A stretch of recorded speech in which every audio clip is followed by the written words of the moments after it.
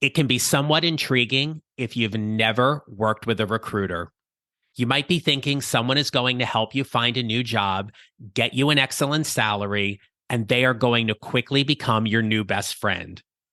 Well, while some of that may be true, in this episode, my guest and I will help you break down everything you need to know about working with a recruiter. Today, you will meet Casey Hasten. Casey is the Director of Recruiting and Coaching for VIP, an executive search, staffing, and project management consulting firm in Richardson, Texas. In this episode, you will learn how a recruiter changed Casey's life and career, as well as her best tips, strategies, and advice to help you build a fantastic relationship with a recruiter so you are both aligned in helping you find that job you'll love.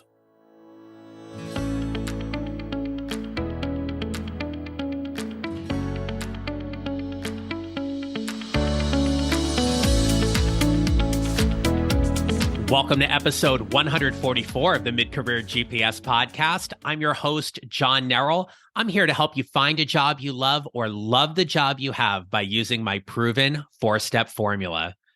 And speaking of finding that job you'll love, happy Valentine's Day. I hope you and your special someone are doing whatever you want. I can tell you that here we do not enjoy going out to dinner on Valentine's Day, so it's a quiet night at home for us with some great takeout and catching up on whatever we want to watch on the TV, DVR, or streaming service. It's actually a pretty nice evening. Now, remember, I've got a free career guide for you on my website. It's called 5 Mistakes Mid-Career Professionals Make and Need to Stop Doing. The guide's going to help you build your mid-career GPS and help you get more specific about what you want in your career. You can check the show notes or visit my website, johnnerrill.com, for more information. And in case you didn't hear, I have recently launched the Mid-Career GPS Podcast Plus. It's a subscriber or premium version of the podcast to help you navigate your mid-career journey. The first episode is about using 4 4s to help you evaluate your career, your next job, your next event, your alignment with your boss, and even hiring a coach. Now, the podcast is available for a low monthly subscription starting at $3. And in the coming months, you will have access to training, Q&As, hot topics, and more. So click the show notes or visit the midcareergpspodcast.buzzsprout.com to sign up today and listen to the first episode right now. A few episodes ago, in episode 141, I introduced you to Frank Agan. We discussed networking tips for mid-career professionals, and Frank introduced me to today's guest. Casey and I immediately hit it off. I was recently featured on her podcast, We Are VIP, which I hope you'll check the show notes to follow and listen, and I am honored to bring you our conversation today. Casey Hasten is the Director of Recruiting and Coaching with VIP. She's the podcast host of the We Are VIP podcast, the CEO of Success North Dallas, and the author of the amazing new book and journal, Awaken Your Potential, which includes sections on mindset, affirmations, efficiency, goal setting, productivity, and finance, with the overall goal of increasing individual accountability.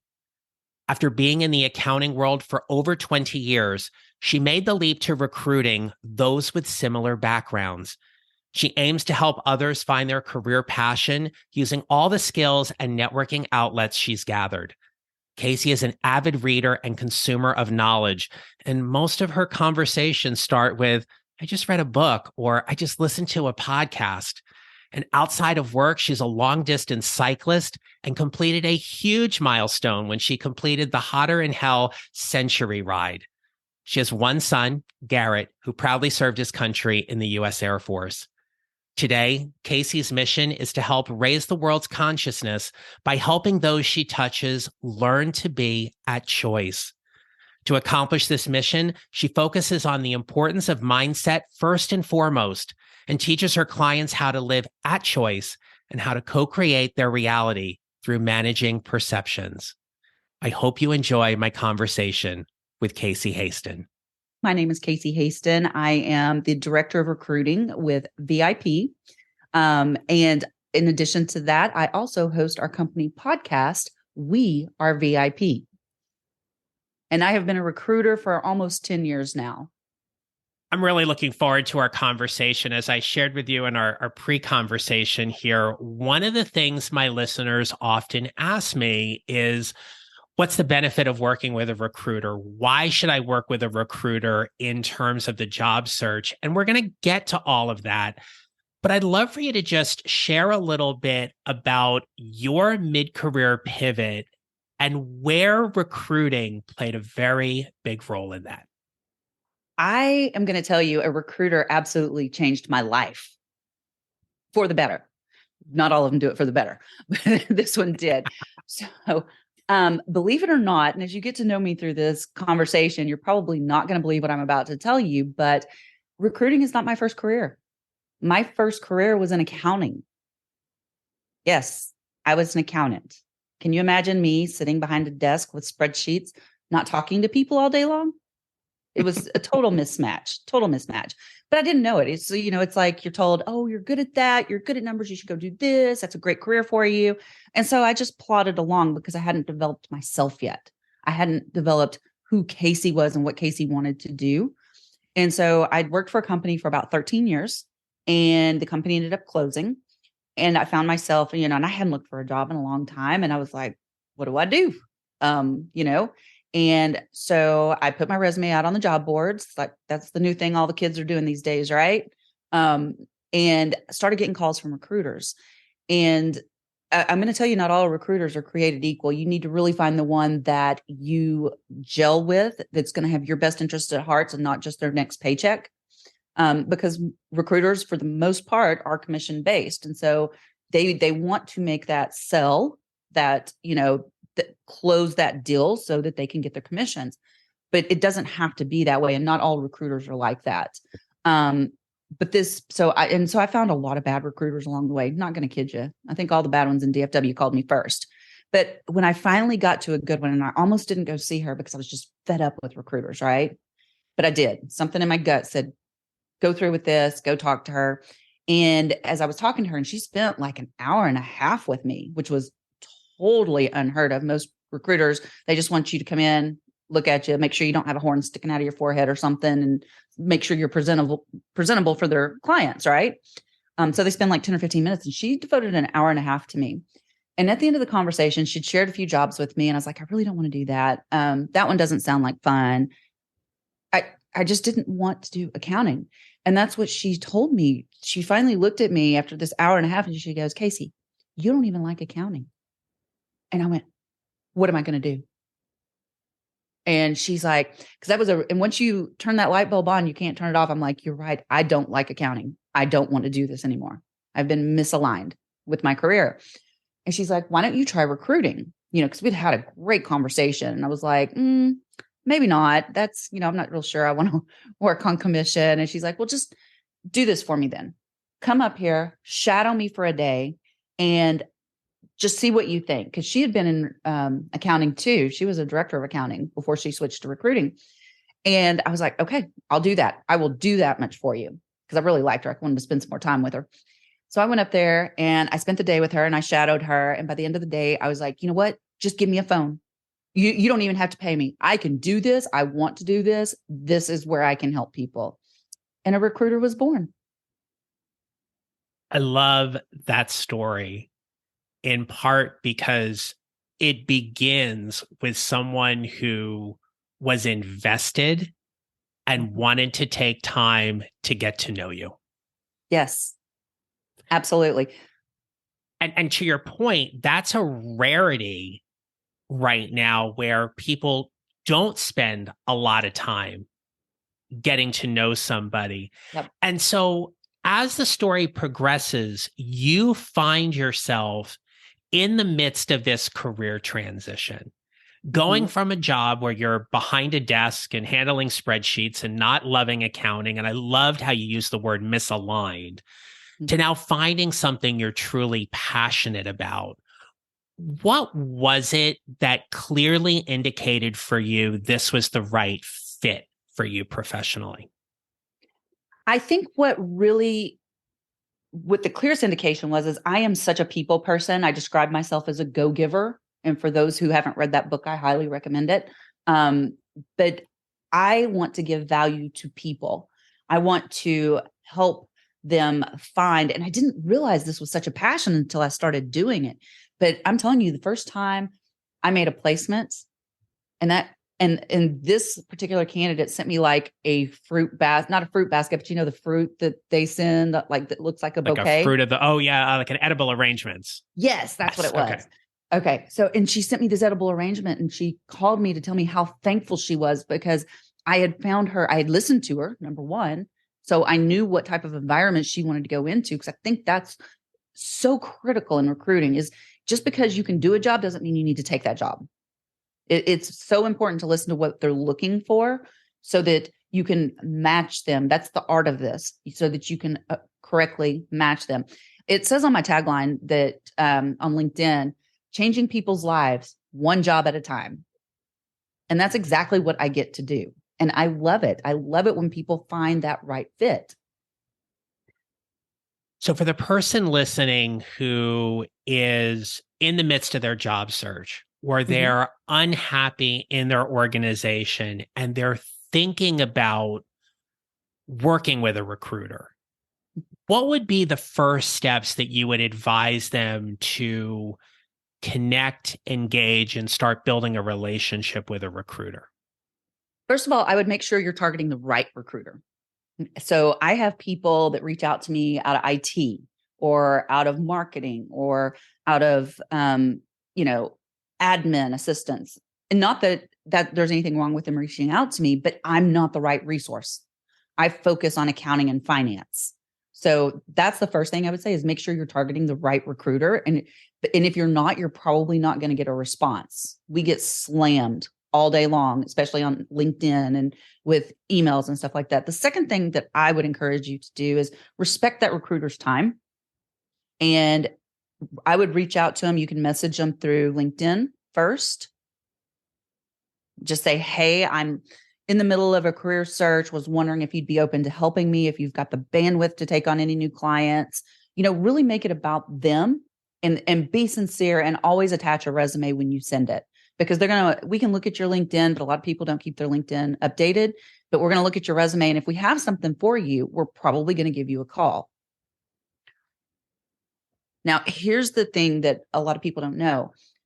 And it varies from recruiter to recruiter. But if someone reaches out to me and I don't have anything for them, I will probably still reach out to them as a courtesy. But that's me. And that takes a lot of time. But don't be offended if a recruiter does not get back to you if you that's the word. If you reached out to them unsolicited, okay? Because if I could walk people through the day in the life of a recruiter, you would understand why we don't answer every single email and in-mail that we get. It's crazy town. So don't be offended if they don't respond to you, or if they don't respond to you right away. The next thing that I would do in finding the right recruiter is absolutely, once you've engaged with one, have a conversation with them. And if they are just talking to you and pushing jobs at you, I would question if they are really going to have your best interest at heart when it comes to selecting which job you're going to accept, or if they're going to try to push you to the highest bidder. So with that being said, how important is it for a job seeker who connects with a recruiter and seeks their services, that job seeker is crystal clear about the kind of job or the kind of organization they want to do and where they want to work? Well, it's everything if you want to get the job that you want. I mean, if you're in, here's another little tip that I'll give you when it comes to working with recruiters. If you do have a recruiter that's engaged with you and truly has your best interest at heart, don't play with them. Don't tell them what they want to hear. We're used to people telling us no all the time. Tell us what you really want, and then we'll go make it happen. And we just had this happen with another candidate that we were working with. That we had several of our clients that were interested in her, and then but she was interested in one particular client, and one of our other clients made her an offer, and she was just like, no. And in a lot of cases, you hear people say close on the first deal, but we don't do that at VIP. We respect what our candidates are saying.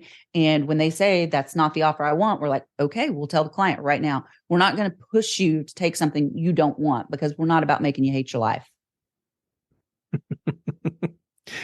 Yeah, we don't want to be doing that. No. We don't want to be doing that at all. That's really helpful. And I want to circle back to a couple of things you just said, and clarify one thing particularly. Whenever somebody reaches out to a recruiter by email, should they always attach their resume to every email correspondence? Are we talking about dealing with the same recruiter or different recruiters? Different recruiters. I would, if you want to get their attention, I would absolutely update or attach your resume when you first reach out to them. Okay. So general rule of thumb, first contact, always attach the resume. Once you start working with that recruiter, then you don't have to, correct? Yeah, because unless you make updates to it, because you'll already have it in the system. Got it. And then as far as, and you said earlier about don't be offended if a recruiter doesn't respond to you right away. And I think it's one of the things as a coach and having talked with recruiters before, it is almost unfathomable to understand how busy your days are. And from the job seeker side, I will hear things from people like, they ghosted me. I haven't heard from them in days. And my response to them always is, when was the last time you emailed them? Or when was the last time you called them? I mean, especially what we've seen in the last few years with COVID, I have had situations where the recruiter got COVID and they went offline for a week. Yep. That's not about you. Yeah. And I think that's the biggest thing. Just think it's not about you, and just recognize that while you have multiple things going on in your life, so does that recruiter. Now, here's one thing I will say. One of the promises that I make, and I lay out, what you can expect from me and what I expect from you in my initial conversation with candidates. But if you're calling your recruiter and your recruiter doesn't call you back repeatedly, that's probably not a recruiter you want to work with, because they're not respecting your time. I always make the promise to my candidates that if you call me, very rarely will you catch me. Very rarely, because I'm always on the phone or I'm always in Zoom meetings. I'm always moving constantly. So, but do leave me a message. This is something I learned early on in recruiting. Crazy people don't leave messages. They just stalk you and call you repeatedly. So my rule is leave me a message and I will promise to call you back in 24 hours.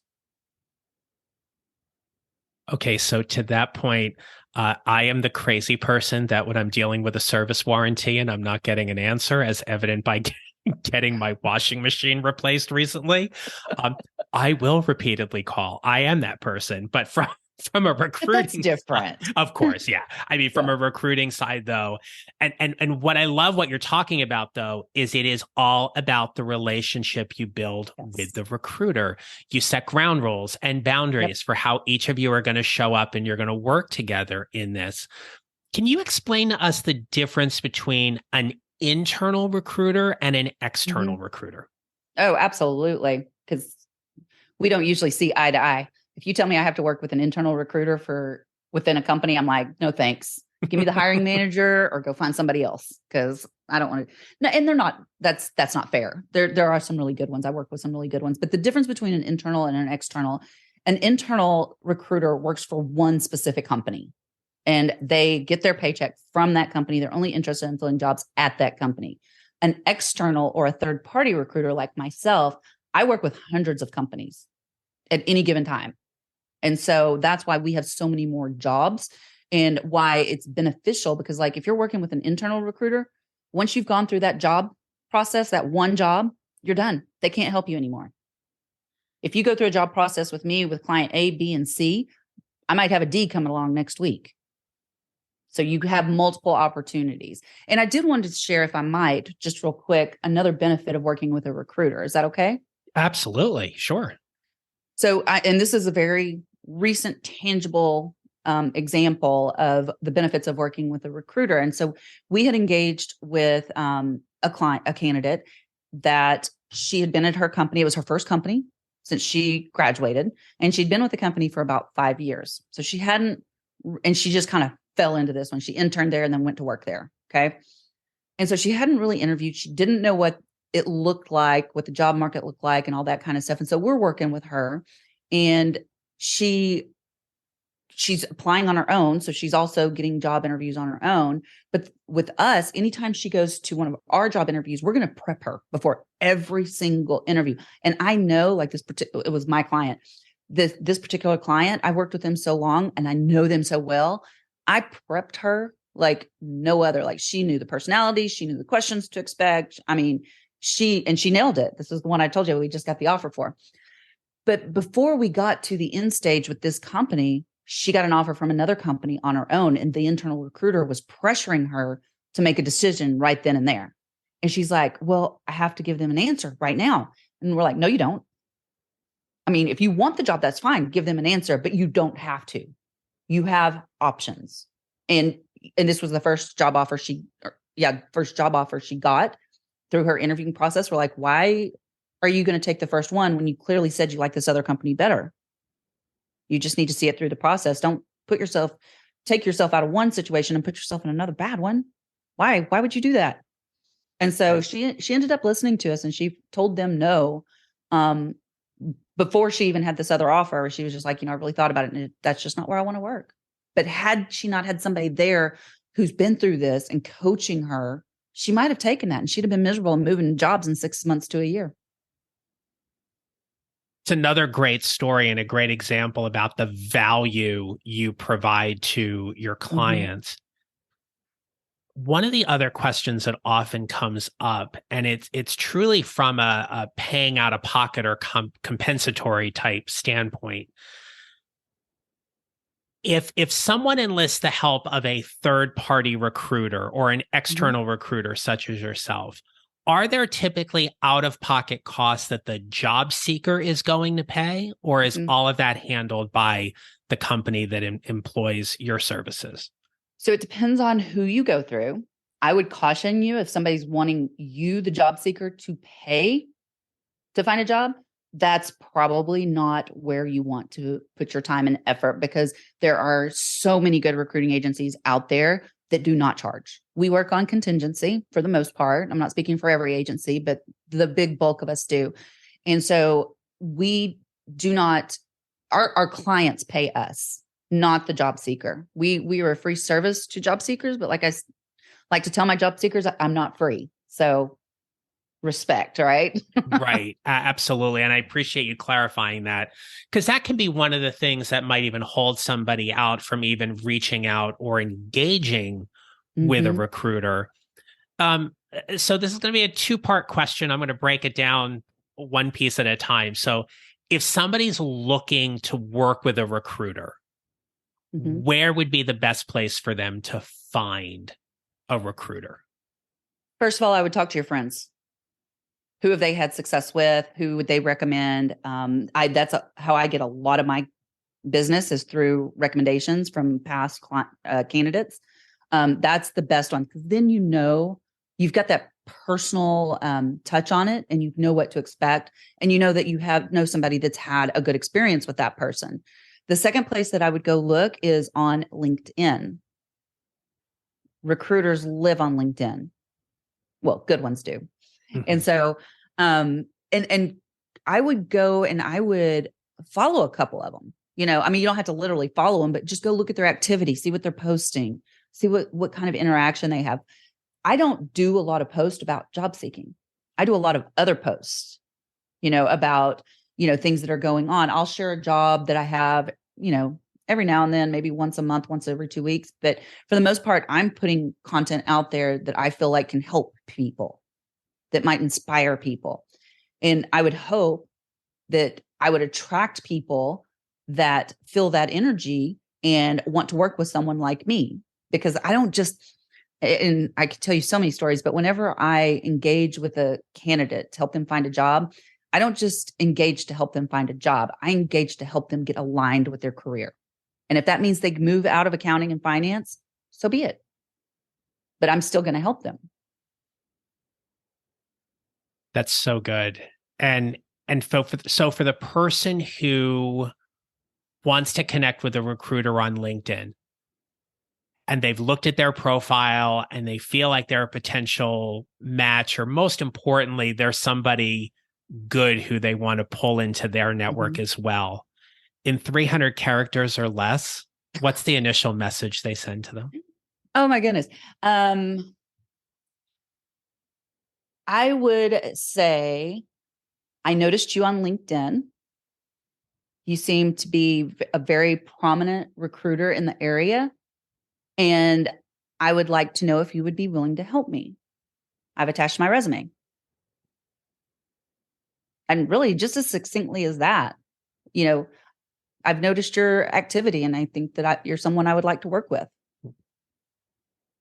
I like that. It's simple, it's clean, it's clear. And the other thing I'll offer for anybody listening is keep in mind, recruiters are busy. So they may click that accept button and they may not respond to your message. So if you've gotten the acceptance into their network and you're now a first level connection, then follow up with another message.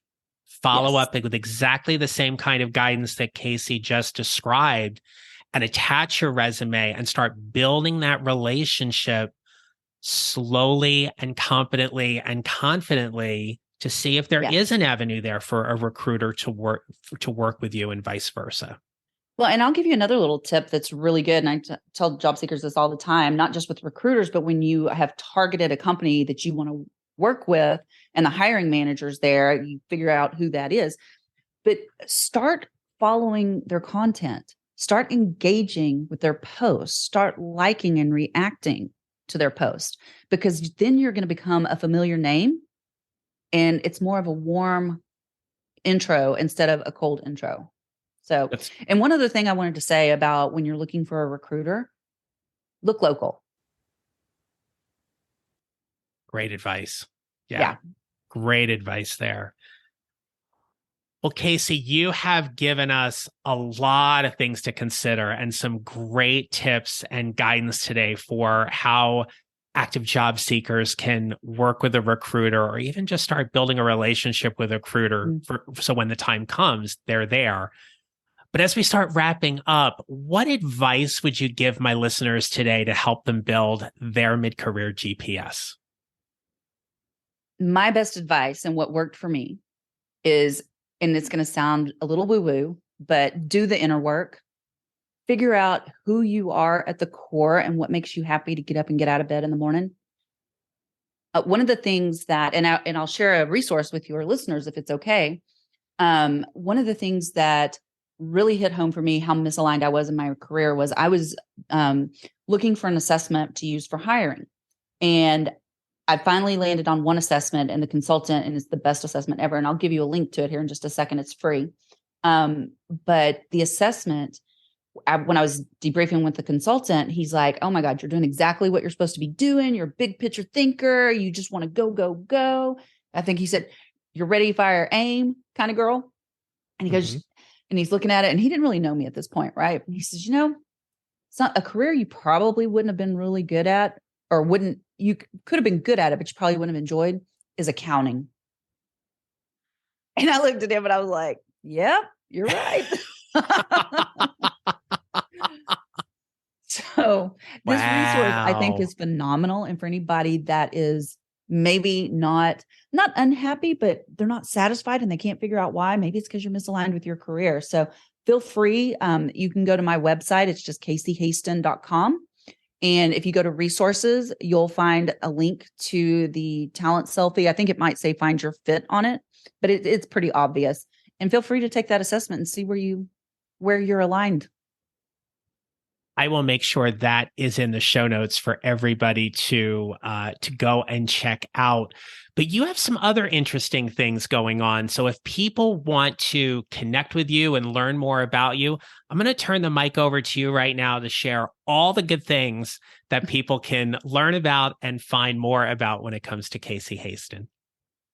Well, I think probably one of the most interesting things that's happened recently, which was not on my radar. So I'm big into relationship building. A lot of people call it networking, but I call it relationship building because I'm not just there to hand out cards.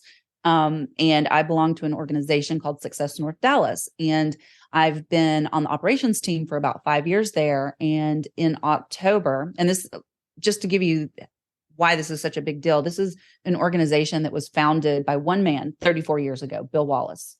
Okay. 34 years ago in October is when we turned 34. And he has been running it this entire time. He decided he was ready to retire and has appointed me CEO of Success North Dallas. And that's because of my relationship building.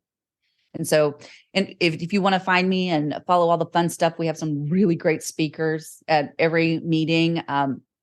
Best place to find me is on LinkedIn. It's just look for Casey Hasten. I'm everywhere, all over LinkedIn. And then you can also find out more about me on my website. Please, if you get a chance, tune into our podcast. We are VIP. We've been doing this for 3.5 years. And this podcast is really designed to bring experts and thought leaders to you so that you can, we've covered so many different topics that if you want to find out how to write a great resume, I've had people on there talking about that. If you want to talk about mindset, I've got that. If you want to talk about LinkedIn optimization, I've had experts for that. So, we just run the gamut. In fact, you're coming on. I am. I'm looking forward to it. We're gonna turn the tables. I can't wait. It's gonna be a lot of fun. Yeah. Yeah, I will make sure all of that is in the show notes for people to go and check out. And just as an aside, when you shared about doing the inner work, I just want to reference my listeners to go back to episode 135. It was the second in a best of 22 series that I dropped back in December that was all about self-awareness and doing that inner work so you get more clear about your career. I will link up to that in the show notes as well to check that out also. Casey Hasten, through the power of relationship building, we've connected. I am so glad we are a part of each other's network. And more importantly, thank you for having this conversation with me today to help people who listen to my podcast just learn a little bit more about what it means to work with a recruiter and to do so more intentionally and specifically so they can find that fit and find the job they love. Thank you so very much. Thanks for having me. It's been a pleasure. So my friends, feel free to share this podcast with somebody else that you know who is looking for a recruiter, and certainly take Casey's advice that as you start looking for working with a recruiter, start locally. There are probably some phenomenal recruiters in your area. So I invite you to do that as well. And as always, remember this. We build our mid-career GPS 1 mile or 1 step at a time, and how we show up matters. Make it a great rest of your day.